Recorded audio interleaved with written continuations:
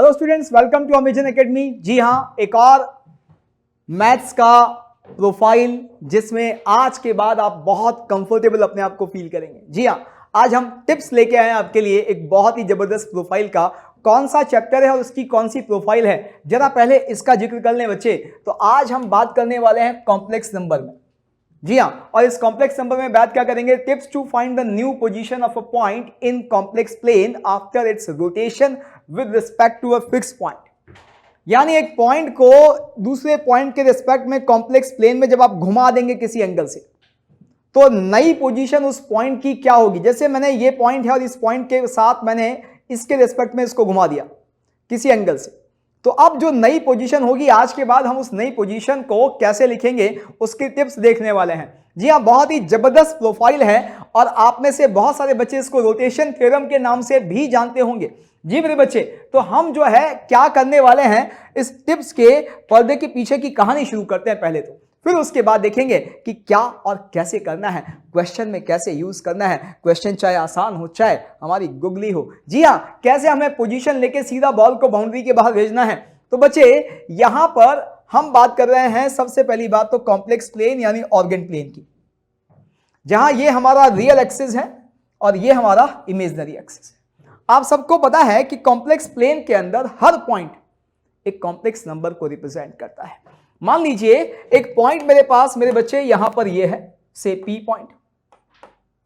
ये जो P point है ये एक्स कॉमा वाई है, से ये कॉम्प्लेक्स नंबर जेड को रिप्रेजेंट कर रहा है। आप सब ज्ञानी लोगों को पता है कि जेड क्या होगा, एक्स प्लस आयोटा वाई।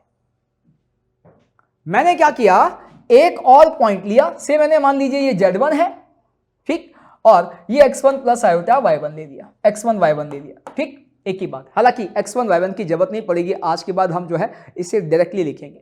मैंने यहां पर एक और पॉइंट लिया से Z2, इस पॉइंट के कोऑर्डिनेट्स मान लीजिए x2 y2 है, तो फिर आप सबको पता है कि Z2 क्या बनेगा, Z2 बनेगा x2 plus iota y2।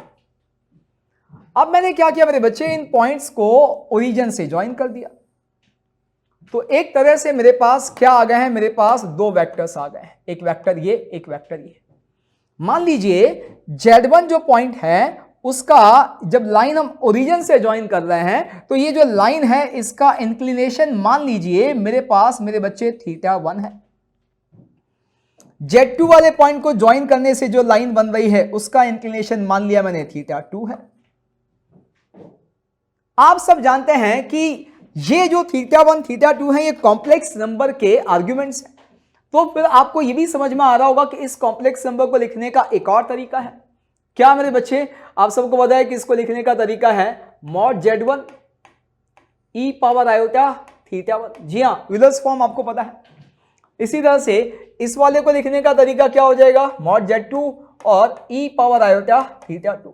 Mod Z1 mod Z2 क्या है, आप सबको पता है कि भाई ये जो डिस्टेंस है, तो ये डिस्टेंस तो मॉड Z1 है और ये वाला डिस्टेंस मेरे बच्चे ये क्या है, ये मॉड Z2 है।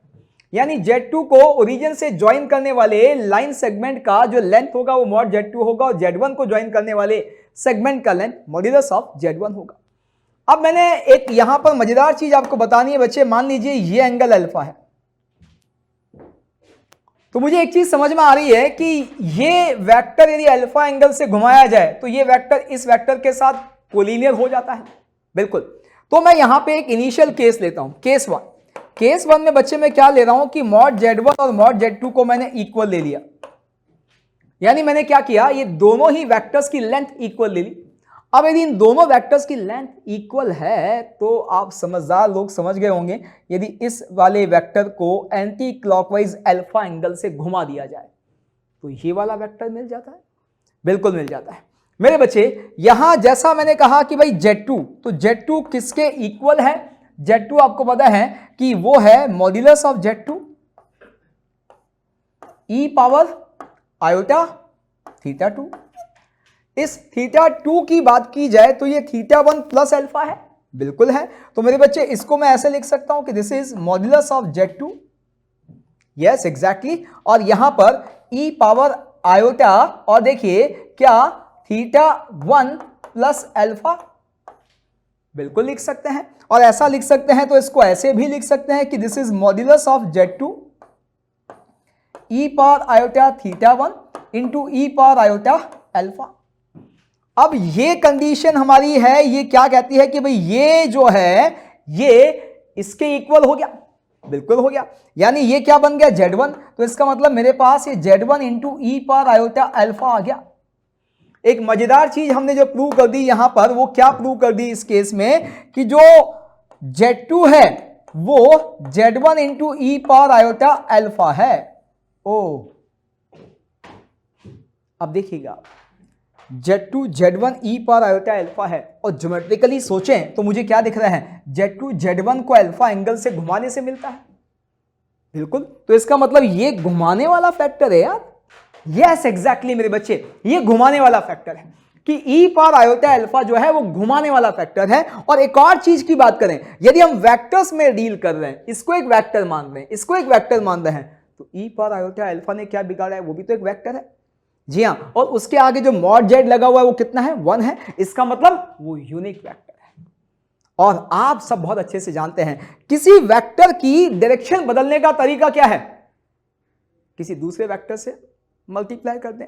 मुझे डायरेक्शन बदलनी है, सिर्फ लेंथ नहीं बदलनी, तो फिर यूनिट वेक्टर से मल्टीप्लाई करते हैं। जी हाँ, तो हम यही तो कर रहे हैं। Z1 से Z2 निकालना है तो मुझे इन दोनों की लेंथ बराबर दी हुई है, तो मुझे समझ में आता है कि ये वेक्टर इससे मिल जाएगा, बस डायरेक्शन बदलनी है। और डायरेक्शन बदलने के लिए किसका सहारा लेना पड़ेगा, यूनिट वेक्टर। तो ये वो यूनिट वेक्टर है जो डायरेक्शन बदलने का काम करता है। तो आगे से आपको क्या ध्यान रखना है, किसी कॉम्प्लेक्स नंबर को आपने ई पावर आयोटा अल्फा से मल्टीप्लाई किया है, यानी आपने कॉम्प्लेक्स प्लेन में अल्फा पॉजिटिव होने के केस में उस कॉम्प्लेक्स नंबर को एंटी क्लॉकवाइज ओरिजिन के रिस्पेक्ट में अल्फा एंगल से घुमा दिया। अब बात आती है कि सर लेंथ सेम नहीं हुई तो कोई फर्क नहीं पड़ता है। लेंथ सेम नहीं होती तो भी कोई दिक्कत नहीं है मेरे बच्चे। मान लीजिए यहां पर सेकंड केस की बात करें, जहां पे मॉड Z1 और मॉड Z2 जो है वो आपस में इक्वल नहीं है, तब भी एक चीज तो समझ में आ रही है, इस वाले वेक्टर को यदि अल्फा एंगल से घुमाया जाए तो इसके साथ कोलिनियर हो जाता है। यानी इस वाले वेक्टर को अल्फा एंगल से घुमाएं तो ऐसा ही कोई वेक्टर मिलता है, बस लेंथ क्या होगी वो नहीं पता, लेंथ इसके बराबर होगी। मेरे बच्चे थोड़ा सा इसको देखने का नजरिया बदलें, हम इस वाले केस को इसकी तरह देखने की कोशिश करें तो एक चीज मैं कह सकता हूं, इस डायरेक्शन के यूनिट वेक्टर को यदि अल्फा एंगल से घुमाया जाए तो इस डायरेक्शन का यूनिट वेक्टर मिलेगा, बिल्कुल। और वेक्टर को यूनिट वेक्टर बनाने का तरीका, जी हां, उसको उसकी लेंथ से डिवाइड कर देना। तो मुझे क्या समझ में आ रहा है कि Z2 की डायरेक्शन का यूनिट वेक्टर वो Z2 upon mod of Z2 हो जाएगा, बिल्कुल होगा। ये मिल जाएगा Z1 की डायरेक्शन के यूनिट वेक्टर को अल्फा एंगल से घुमाने से, घुमाने वाला फैक्टर ई पावर आयोटा अल्फा, Z1 की डायरेक्शन का unit vector Z1 upon mod Z1। जी हां, अब दिख रहा है कि लेंथ कुछ भी हो तो भी हम घुमा सकते हैं, घूमना हमें नहीं है, हमें इनको घुमाना है, तो भैया लेंथ कुछ और हो तो भी घुमा सकते हैं। अब बात आई होगी किसी के दिमाग में सिर्फ पॉइंट बदल दें, ओरिजिन के रिस्पेक्ट में ना घुमाए तो कोई बात नहीं। मेरे बच्चे तीसरा केस ले लेते हैं, क्या कि ये सिचुएशन ले लो आप कि अब मान लीजिए आपके पास सिचुएशन ऐसी है कि ये एक वेक्टर है, ये एक वेक्टर है, ये कॉम्प्लेक्स नंबर जहां मान लीजिए Z2 है, ये Z3 है और ये कॉम्प्लेक्स नंबर Z1 है। इस बार मैं Z2 Z1 को ज्वाइन करने वाले वेक्टर को घुमाकर Z3 Z1 वाला वेक्टर निकालूंगा, तो निकाल लेते हैं।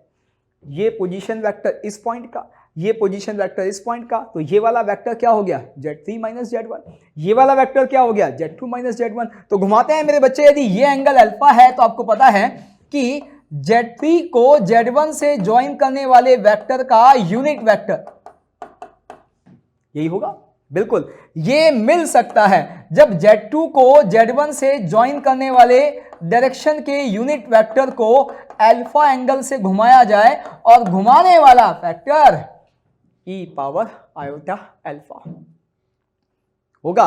और इतना ही नहीं मेरे बच्चे, आपको एक और बहुत बढ़िया चीज सिखाते हैं। क्या? केस नंबर 4, ऐसी सिचुएशन हुई तब क्या करेंगे कि यदि कभी मान लीजिए ऐसा सिचुएशन हुआ तब भी क्या हमारा कुछ काम यहां बनेगा कि ये मान लीजिए ये Z2 और Z1 है, ये इसी तरह से मान लीजिए Z4 और Z3 है, तो क्या ये एंगल यदि अल्फा है तो यहां भी कुछ ऐसा लग सकता है? बिल्कुल लग सकता है।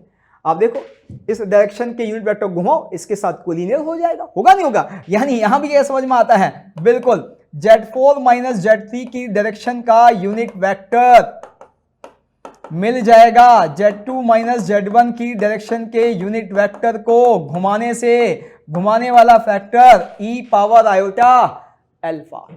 जी हां, ये घुमाने वाली चीज जो है, ये टिप्स हमारे सामने है। बहुत आसान है कि आपको जिस एंगल से घुमाना है e पावर आयोटा अल्फा से मल्टीप्लाई कर दो यदि वो एंगल अल्फा है। लेकिन ध्यान रखना, अल्फा पॉजिटिव होगा तो एंटी क्लॉकवाइज घूमेगा और अल्फा नेगेटिव होने पे क्लॉकवाइज घूम जाएगा। जी हां मेरे बच्चे, ये आपके पास कंक्लूजन वही देखो, आप अभी अभी हमने किया, ये मिलेगा इसको घुमाने से, डायरेक्शन में यूनिट वेक्टर, घुमाने वाला factor e power iota alpha, इस डायरेक्शन का यूनिट वेक्टर इस डायरेक्शन के यूनिट वेक्टर को घुमाकर मिल जाएगा। तो वही यहां भी किया हुआ है, देखो वही हमने जो अभी अभी हमने किया था। और ये हमारा वही जनरल केस कि ये वाला वेक्टर इस वाले वेक्टर को घुमाने से मिल जाएगा, या इस वाले वेक्टर की डायरेक्शन का यूनिट वेक्टर इसके डायरेक्शन के यूनिट वेक्टर से मिलेगा, वही e पावर आयोटा अल्फा से मल्टीप्लाई करके। होगा नहीं होगा? यस मेरे बच्चे। तो चलिए इनको हम क्वेश्चन में लगाने की कोशिश करते हैं, आखिर क्या है क्वेश्चन में, क्या कहानी है। If line joining the point given by z is equals to 3 plus 4 iota to origin in origin plane get rotated anti-clockwise about origin by an angle of pi by 4, then new position of point will be। क्या कहता है? Pi by 4 से घुमाना है इसको origin के respect. यानी situation कुछ ऐसी है मेरे बच्चे, यहां पर हमारा ये पॉइंट 3 plus 4 आयोटा यानी 3,4, अब इसको एंटी क्लॉकवाइज पाई बाय 4 से घुमा रहे हैं, पाई बाय 4 से। यानी अब ये जो नई पोजीशन है ये हमें निकालनी है। ये मेरा Z1 है और ये मेरा Z2 है। तो अब आप सब जानते हैं बहुत अच्छे से, इसी को घुमा रहे हैं, लेंथ की तो बात ही नहीं कर रहा है वो, इसका मतलब इसी को घुमा रहे हैं तो लेंथ सेम है, लेंथ सेम है, इसका मतलब हमें दिख रहा है कि Z2 जो है वो Z1 को अल्फा एंगल से घुमाने से मिलेगा, और अल्फा है पाई बाय 4 और घुमाने वाला फैक्टर है e पावर आयोटा अल्फा। जी हाँ बच्चे, तो Z1 मेरे पास क्या है, वो है 3 plus 4 आयोटा। अब e power iota pi by 4 को क्या लिखोगे? आप सब ज्ञानी लोगों को एक बहुत अच्छी चीज आप जानते हैं, Euler's identity, e power iota theta क्या होता है? cos theta plus iota sine theta. जी हाँ, रख दो यहाँ पे थीटा को पाई बाय 4, तो 1/√2 प्लस 1/√2 आयोटा, तो यहाँ पे हमें दिख रहा है 1 प्लस आयोटा अपॉन √2। जी हाँ, तो 1/√2 तो बाहर है ही सही, इनको मल्टीप्लाई करेंगे तो 3 आएगा और 4 आयोटा स्क्वायर से -4 आएगा यानी -1। इसी तरह से 4 आयोटा 3 आयोटा 7 आयोटा। तो देखिए मेरे बच्चे, -1 प्लस 7 आयोटा अपॉन √2। जी हाँ, ये हमारा डी वाला ऑप्शन हमें सही दिख रहा है। आ गया बहुत आसानी से। तो देखिए ये आ गया जी अगला क्वेश्चन, क्या है? Z1 Z2 Z3 are vertices of a right isosceles triangle right angle at Z2, और फिर एक रिलेशन दिया हुआ है, फिर बोलता है देन वैल्यू ऑफ m। इस रिलेशन में एक m की वैल्यू है, आपको निकालनी है। m है, ये मेरा नाम का इनिशियल है, आपको पता है, बहुत आसानी से मिल जाएगा। जी हाँ, तो मेरे बच्चे निकालते हैं हम। जो उसने कहा है पहले तो उसको प्लॉट करते हैं। वो कहता है कि एक राइट आइसोसेलेस ट्रायंगल है, लीजिए जी ये राइट आइसोसेलेस ट्रायंगल। इस राइट आइसोसेलेस ट्रायंगल की बात करें तो ये दोनों साइड इक्वल, इसको उसने बोला है कि Z2 पे हाँ राइट एंगल है, तो ये Z1 ले लिया, ये Z3 ले लिया, ये पाई बाय 2। अब हमें दिख रहा है साफ साफ कि ये रिलेशन हमें निकाल के लेके आना है। मैं एक चीज यहां देख पा रहा हूं कि ये वाला जो वेक्टर है, कौन सा वेक्टर? ये वाला वेक्टर, ये इस वेक्टर को यदि 90 से एंटी क्लॉकवाइज डायरेक्शन में घुमाया जाए तो मिल जाएगा, बिल्कुल मिल जाएगा। अब घुमा लेते हैं। आपको पता है कि इस वेक्टर को लिखने का तरीका, अब ये लेंथ तो सेम है, नहीं लेंथ वाला पंगा तो है ही नहीं, तो क्या करें? ये vector position vector of this minus position vector of this, यानी आपको दिख रहा है कि Z3 माइनस Z2, ये वाला वेक्टर मिलेगा इस वेक्टर को 90 से घुमाने से। ये वाला वेक्टर क्या हो गया? ये हाँ वाला वेक्टर हो गया Z1 माइनस Z2।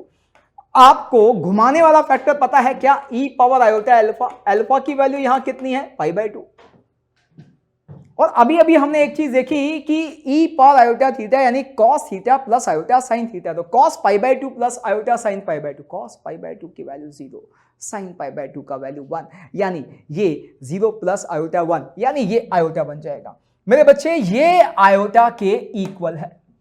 अब किसी के दिमाग में आया होगा सर आपने ये वाला स्केच बनाया, यदि स्केच ऐसा बनाते तो चीजें अलग हो जाती, तब ये क्लॉकवाइज डायरेक्शन में घुमाने से मिलता, कोई बात नहीं, तब ये -π/2 आ जाता, -π/2 आया था तो यहाँ माइनस आयोटा आ जाता। मुझे तो ये सेकंड डिग्री का रिलेशन बता रहा है कि स्क्वायर करना है।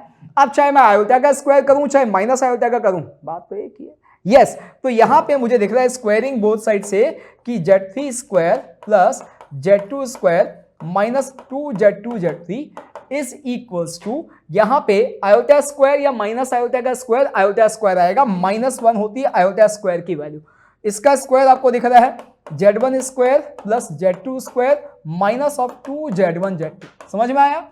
आयोटा का स्क्वायर करेंगे, आयोटा स्क्वायर जिसकी वैल्यू -1 मैंने बाहर लिख दी। अब देखिएगा मेरे बच्चे, मुझे रिलेशन दिख रहा है कि यहां पे साफ साफ Z1 square plus 2 times of Z2 square plus Z3 square, यही आएगा, बिल्कुल आएगा। यहां पे एक दिखता है 2Z1Z2 और ये वहां जाके 2Z2Z3, जिसमें मुझे 2Z2 कॉमन दिख रहा है, Z1 प्लस Z3 दिख रहा है। ओहो, जब हम इस वाले रिलेशन को इस वाले रिलेशन के साथ कंपेयर करते हैं तो m की वैल्यू क्या आती है? जी हाँ, 2 आती है, तो m इज इक्वल्स टू 2। बहुत आसान। चलिए एक और क्वेश्चन जो है वो आपके सामने हाजिर है, देखते हैं। Z1, Z2 and Z3 are vertices of an equilateral triangle in organ plane, then prove that this relation। वो कहता है Z1, Z2, Z3 एक इक्विलेटरल ट्रायंगल के वर्टिसेस हैं, ये रिलेशन प्रूव करना है। स्केच बनाते हैं, इक्विलेटरल ट्रायंगल लीजिए बच्चा, कुछ इस तरह की सिचुएशन, तीनों ही साइड्स इक्वल, जी हाँ ये तीनों साइड्स इक्वल है। मैंने इसको Z1 ले लिया, इसको Z2 ले लिया, इसको Z3 ले लिया। देखिए बहुत सारे लोग इस तरह के क्वेश्चन को किस तरह से कर रहे होते हैं, Z1 को x1 plus iota y1, Z2 को x2 plus iota y2, Z3 को x3 प्लस आयोटा y3, और इसको चेक करते हैं ऐसे। अब आप सोचो उन 6 पैरामीटर्स के साथ इसको प्रूव करना आसान नहीं है, और अभी इसे हम हमारे आज के टिप्स से बहुत शानदार तरीके से बिल्कुल चुटकी में करने वाले। मेरे बच्चे जरा गौर से देखिएगा, यहां पे साफ दिखता है कि ये वाला वेक्टर जो है, देखो ये वाला वेक्टर इस वेक्टर को एंटी क्लॉकवाइज डायरेक्शन में π/3 एंगल से घुमाने से मिल जाएगा, क्योंकि ये इक्विलेटरल ट्रायंगल है, एंगल π/3 लिखते हैं जी। तो आपको दिखता है कि ये वेक्टर बन जाएगा Z2 माइनस Z3 और ये बनेगा Z1 माइनस Z3, जी हाँ, और घुमाने वाला फैक्टर कौन सा है? e power iota π/3। अब आपको दिख रहा है कि इस रिलेशन में ये सेकंड डिग्री रिलेशन है, इसका स्क्वायर भी कर दूं तो मुझे एक चीज समझ में आती है कि यहाँ 2π/3 आ जाएगा, और e पावर आयोटा 2π/3 यानी cos 2π/3 और sin 2π/3 यानी -½ प्लस √3/2 आयोटा आ जाएगा। और ऐसा तो मुझे कुछ नहीं दिख रहा यहाँ पर, ऐसा तो मुझे कुछ नहीं दिख रहा। फिर मैं क्या करूं कि भाई कुछ और ही करना पड़ेगा। और देखिएगा मैं यहां पर एक और व्यवस्था करता हूं कि एक्चुअल प्रॉब्लम तो इसकी है ना, इस प्रॉब्लम को दूर करने का एक और तरीका। क्या तरीका? इस बार मैं ये करता हूं, इस वाले वेक्टर को घुमाऊंगा वही π/3 एंगल से, तो ये वाला वेक्टर मिलेगा। भाई इसको एंटी क्लॉकवाइज डायरेक्शन में घुमाओगे तो ये मिलेगा ना। यस, एक बार और ऐसा ही काम जो है वो कर रहे हैं, तो एक बार और ऐसी इक्वेशन लिखेंगे। ये वाला वेक्टर ये बना Z1 माइनस Z2, ये वाला वेक्टर बना Z3 माइनस Z2, घुमाने वाला वेक्टर वही e पावर आयोटा π/3। अब क्या करना है? कुछ नहीं, दोनों को डिवाइड मारो, e पावर आयोटा π/3 कैंसिल हो गया, उसकी व्यवस्था ही खत्म हो गई, वो हमें चाहिए ही नहीं था। और हमारे पास क्या आ गया? हमारे पास जब आप कर रहे हैं तो दिख रहा है साफ साफ कि Z2 माइनस Z3 इंटू यहां पर क्या दिख रहा है मेरे बच्चे? Z3 minus Z2 is equal to Z1 minus Z2 दिख रहा है और Z1 माइनस Z3 दिख रहा है। सही है? बिल्कुल सही है, कोई डाउट ही नहीं है। आपको दिख रहा है कि बहुत आसानी से सब लिख सकते हैं। यहां इसको आप ओपन कर दो, देखो माइनस Z2 स्क्वायर, फिर माइनस Z3 स्क्वायर, यहां पे दिख रहा है minus of plus of Z2 Z3 plus of Z2 Z3। तो मुझे साफ साफ दिखता है कि यहां पर हम क्या देख रहे हैं कि यहां पर अब हम देख पा रहे हैं कि भाई ये जो हमें Z2 Z3, तो ये आपको दिख रहा है प्लस में 2Z2 Z3, यही होगा? बिल्कुल होगा। इसी तरह से यहां पे देखिए Z1 स्क्वायर यहां पे देखिए माइनस ऑफ Z1 और Z2 प्लस Z3 दिख रहा है। अब देखिए यहां पर एक और चीज आ रही है, क्या आएगा, Z2 Z3 भी आएगा, तो ये प्लस में Z2 Z3, तो एक Z2 Z3 इससे कैंसिल हो गया। और आपके पास अब देखो ये सारे स्क्वायर वाले टर्म एक साथ ले लें, Z1 square plus Z2 square plus Z3 square, और यहां पर आपके पास इस वाले टर्म के साथ ये बाकी दोनों ले आए, तो आपको दिख रहा है Z1 Z2 plus Z2 Z3 plus Z3 Z1। यही हमें प्रूव करना था। हो गया प्रूव, बहुत आसान। तो चलिए जी अगला जो है वो क्वेश्चन आपको यहां पर एक बार और आ गया है और ये आपको करना है। So that's all about today's tips for rotation theorem and stay happy because of happy learning. For detailed videos, daily practice problems and live chat, visit academy.amazon.in or download the app.